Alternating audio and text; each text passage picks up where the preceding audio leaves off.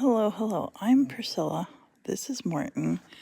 And Morton, let's pretend nobody has ever talked to you before because hopefully some people are going to see this for the very first time. So, on May 11th, yeah. Well, let's actually go back because I said what happened. Let's go back. I want to really get into talking about what your symptoms were because we're getting a lot of people asking us on the symptoms. The symptoms I thought were bronchitis because I was getting I was coughing up phlegm and getting a bit short of breath, and I'd had bronchitis before, and it was really nothing more serious than that. I wasn't getting any pains in my arms or anything at that time. I wasn't getting any pains in my chest or my arms or anything like that, other than like uh, discomfort for short of breath, coughing up phlegm and that, like it was bronchitis. So I was putting it off, thinking it would go away, thinking it was either that bad flu or maybe COVID. So I did a COVID test, it wasn't that. And then I went to the doctors, and I was taking Robitussin and stuff for the congestion and everything. It wasn't helping. And I looked You were having lots of cough drops too, but you weren't really and coughing. I looked online, and stupidly, that was a big mistake, because online it was telling me it was everything from chronic bronchitis to heart attack and everything like that. So it was, what sent me to the doctor was, I then started getting these really weird ones. I thought it was down to like coughing up phlegm all the time. I started to be violently sick, and just before I was violently sick, I was getting shoulder cramps. It was like these severe spasms and cramps all across my shoulders, the top of my back, down the tops of my arms, so much so I was like rolling on the floor, feeling like I wanted to pull my arms out my sockets. I'd be violently sick, and after that, the symptoms would go away for sometimes up to 12 hours. And I didn't realise it was heart attack. I've since been told that they're asymptomatic, which means not normal symptoms of heart attack. For a man, usually you get pain down the one arm, pains in the chest, shortness of breath, which signs a heart attack. And as a first aid responder, I was like kind of disappointed because I'd been trained as a first aid responder, and I never recognised it as signs of heart attack. I just thought I was being violently sick because like a side effect for bronchitis with coughing and swallowing phlegm all the time and being bunged up. And so I went to urgent care, explained my symptoms, and I told them all about the really wild one with my throwing up and everything. And they prescribed medicine for bronchitis. What did they give you? They gave me prednisone and antibiotics and an anti-cough medicine. And the next day I was still throwing up, so my wife phoned and says, well, there's nothing really we can do.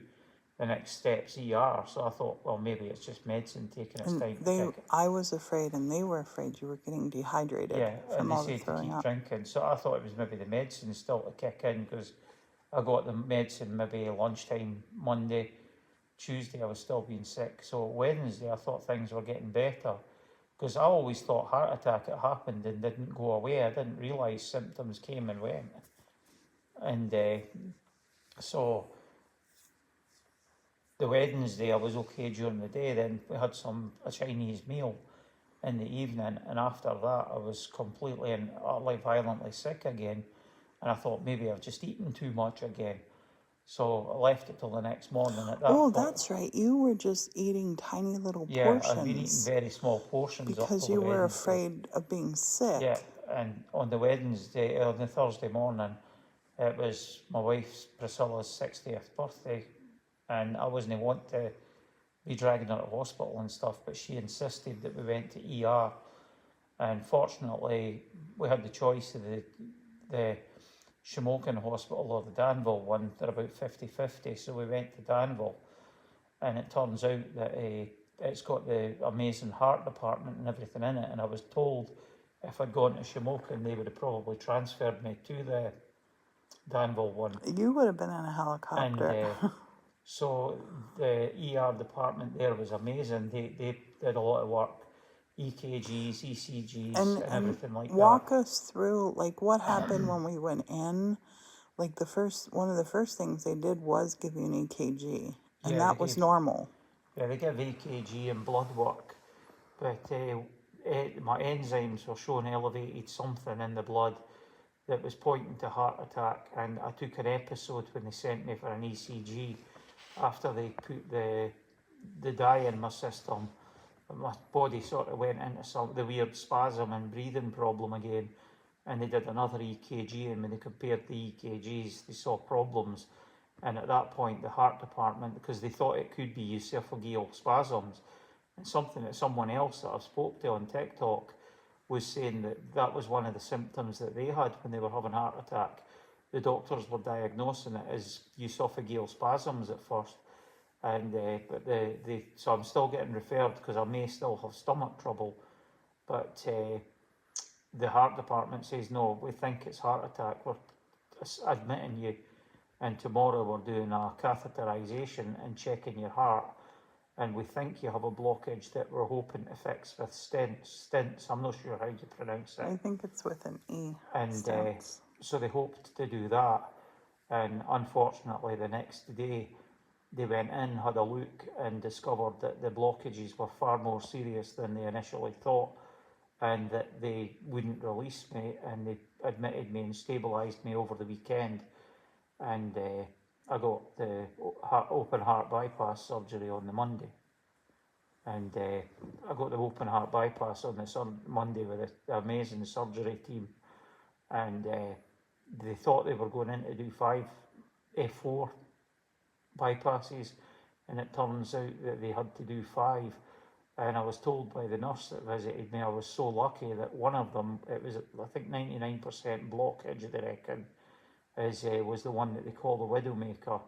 So I'm really lucky that I'm here, and Very lucky. and it was all down to the fact that I had, like, what they term asymptomatic things that are unusual, and so anybody that sees anything like that with their friends or family, just take Or them straight themselves. take them straight to the doctor, because as I said, Well, I hope I'm not preaching to everybody that's heard this before, but it's like, if as I said, I was a trained responder through my work, and I never recognised it, and it was me that was suffering it, and I feel so stupid.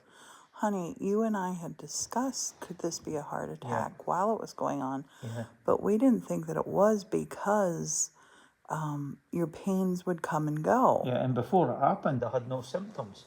Yes. I was out running the chainsaw, the wood chipper, the Putting up a lawnmower, all the window. gardening You put up a equipment, stained everything glass like window.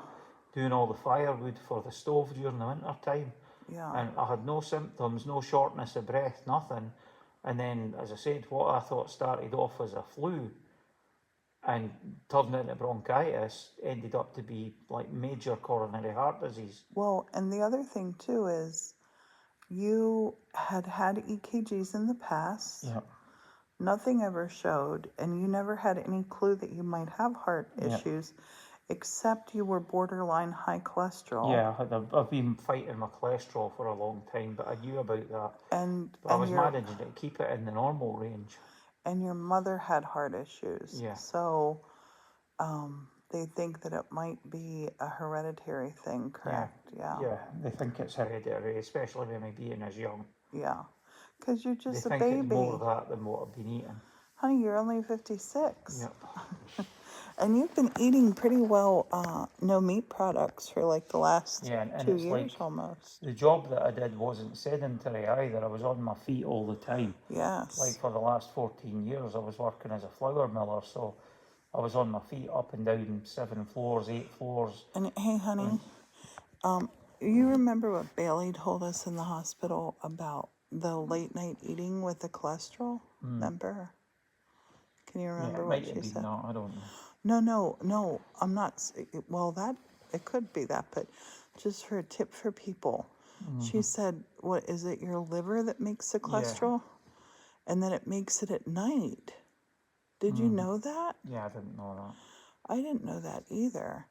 So Another that's thing I one of didn't, the another reasons thing you I don't want didn't to know eat late. recently as well is the liver not only removes the cholesterol from your system, but it produces the cholesterol, and it's not only a cholesterol in food like meats that you get, but the body produces cholesterol from sugars, and I used to like a lot of sweeties, so that So didn't help either. we're both really creative when it comes to cooking. So we got to just come up with lots of delicious stuff for you and me to eat that is good. So this was just a PSA that we wanted to do. And how are you doing now, honey? Yeah, I'm doing a lot better. It's your 2-week anniversary from having your surgery today. Yeah. Your scar's looking great. You're doing your breathing exercises, and you are listening. You're in a recliner with your feet up, aren't you? And how are you feeling 2 weeks in? Yeah, I'm getting better. I still get tired really quickly. And I've got Yes. pains in the chest, obviously, for the scars and everything. But whenever you've had a visit with a nurse, They say everything's looking good and my vital signs are good. blood pressure's good. What's your pulse been? Around about 60, 66. And before this, your pulse was always in the 40s or 50s. You always had a low pulse. So that might be something else. And I just think like our heart and heart disease is such a big killer for men and women that I don't know if is there any kind of a test we could have had to know that this I was don't know. a comment if you know of any tests. And we need to research that, honey. We need to ask. Let's ask the next doctor you talk to, because you have a couple months worth of appointments now, don't you? Yeah. Your aftercare has been really wonderful too. So, we just wanted to let our friends on YouTube know what's going on. And as Morton is recuperating, I think we have 5 beds in this place. I've been sleeping in this one, and we chose down here for his recliner because it's really close to the bathroom. So I've been keeping busy, and he has been nice and resting, haven't you, honey? Yeah. Any words of advice before we say bye-bye? I'll just go to the emergency room and don't read Google. Yeah, That was my mistake. and your heart, honey. You were just clearing your throat. I mean, your heart pillow. If you have this procedure, use a heart pillow or something for coughing, yeah? Yeah. And thanks, everybody, for your comments. Thanks for being here. If you have any questions, just ask. You're happy to answer them, aren't you, babe? Okay, thanks so much for watching. Cheerio. Bye. Bye-bye.